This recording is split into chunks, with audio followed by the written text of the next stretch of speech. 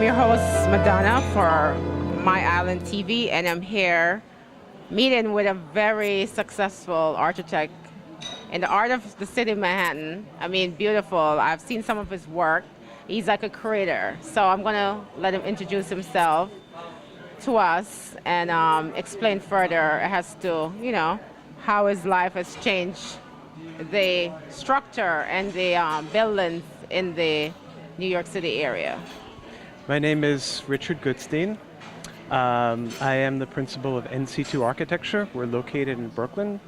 We're a small firm. We do lots of different kinds of design. Our work at the moment tends toward the residential. We do a lot of renovation work. I have in the past done all kinds of projects, anything from skyscrapers to research buildings, train stations, and now I like focusing in on projects where I can work with clients directly on their homes. You have worked on a lot of the great works in the city. I heard that you work on the Time Warner building, so you want to explain some more about how you became a part of that architecture development. Well, I spent 7 years working for Skidmore, Owings & Merrill. They are one of the biggest and arguably the best corporate architecture firm in New York City. And we worked on Time Warner Center and on Tower 1 of the World Trade Center, Moynihan Station. We did a research tower for Memorial Sloan Kettering, fantastic building. And it was a very interesting few years when I worked there. I went there somewhat later in my career and started as a senior designer there. I went there mainly to learn how do you build an enormous building, because the work that I had prior to that was working on things like a school or residences or projects like that. You have a very enormous passion for your work. Like, I'm listening to how you talk and how you explain the buildings.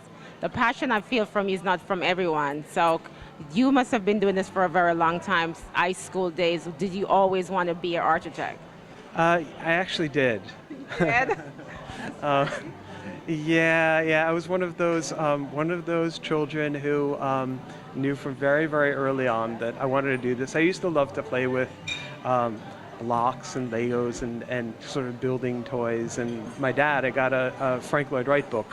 I was fascinated by the drawings and fascinated by the fact that, you could grow up and do something where you're designing, where you're making space, where you're making buildings, where you're making drawings, where you can do something creative. I was, as a child, kind of thought, I'd love to be able to create things with my life.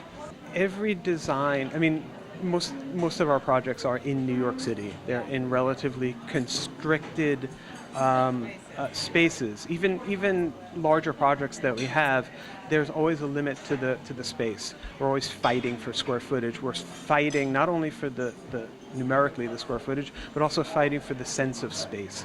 Explain to me some of the precious stones and material you work with in your architectural buildings.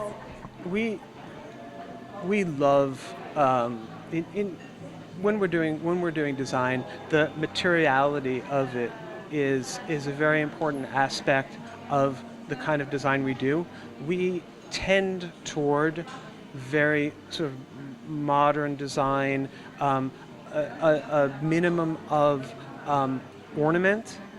And when you do that from a design point of view, from an aesthetic point of view, you're focusing in on the materials. So the materials become something that is central to the design idea. So we're always concerned about what are the right materials for a project. It's not only what materials look good, it's what materials are right. What materials, if you're doing a countertop and you're leaning against the countertop, is it cold on your arm? Should we be considering wood, or is metal the right thing, or is stone the right thing. So we're thinking about the materials not only from their aesthetic qualities, but also from their tactile qualities. I'm very fascinated with manufactured materials, with engineered materials, which for two reasons. One is they're often really beautiful and unique. My hand is on this beautiful book in front of me, and that's your portfolio. Yeah, this and is I was kind of- skipping through to it, and I see you need to explain to me about some of these designs, because I loved it. Inspiration behind how you came up. This project is it's a townhouse that had very much of its original detail intact. So we do a number of townhouse projects, which are in varying degrees of being decrepit. So some of the townhouses that we do have no detail left. That's one kind of slate that we begin with. Some of the townhouses do have a lot of detail intact, and it's something that belongs to the history of the building itself. It belongs to the history of the neighborhood. It's something that you don't want to just dispose of. The bricks here, this is the original structural wall of the house. The bricks were exposed. And yeah, let's take what we have existing and we make the best use of it. And if we can't use it, well, sometimes we have to alter it. This is all ceramic tile. The ceramic tile industry has come a really long way in the last 10 years. Amazingly beautiful materials. Also very modern material that's extraordinarily durable. Well, this is actually part of the same townhouse, and this is a very straightforward part of the project where we just painted everything white and did the floors dark, and that's what was there. And sometimes the minimal approach is the best for the space. So you always, as a designer, well, let me tell you about colors on this project, because this was an interesting project for color. I mean, this kind of fits into a lot of the sort of theoretical part of that underpins my work.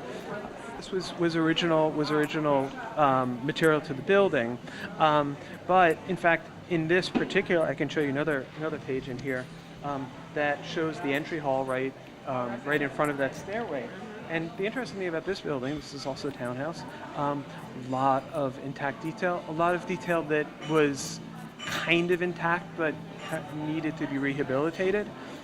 We painted it white to try to modernize it, to lighten it up, and then we used a lot of color on the wall, very unconventional colors on the walls, the sort of salmon color. In the vestibule area, we used this bright red, glossy. I usually don't use glossy for anything, but in other parts of the house, for instance, this was a kitchen. This was a rental kitchen. This bathroom over here, it was a rental kitchen. It became an ensuite bathroom, and what we did here was we exposed the brick, and we dropped in this sort of undulating surface of tile.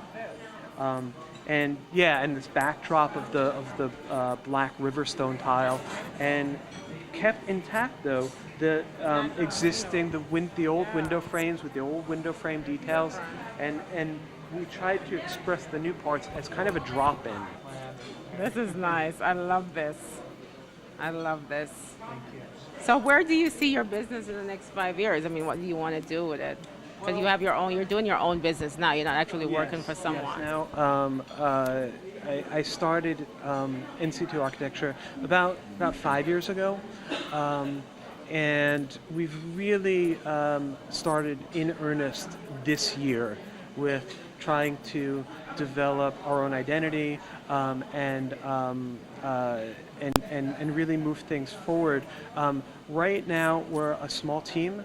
We're all registered architects, and the idea is, as we move forward and expand. The team has enormous amounts of experience behind them doing many, many kinds of buildings. Right now the projects that we're getting in are primarily residential, but in the next years I'd like to see the business branch out into other types of projects, into larger scale projects, and I feel like we're laying the foundation for that. In the foundation, because you're doing a good job as you go by. I mean, this is excellent. This is like an artist at work right here. Very beautiful. I love to see people that has a passion for what they do. A lot of people just do things for money. You know, they want to be famous, but I could tell that you love what you do. You have a detail mind. Yeah, if I were to go into something for the money, it wouldn't be architecture. This is your host, Diva Madonna, signing off from my ILAND TV in the beautiful restaurant of Azalea, Times Square, in the heart of beautiful city Manhattan.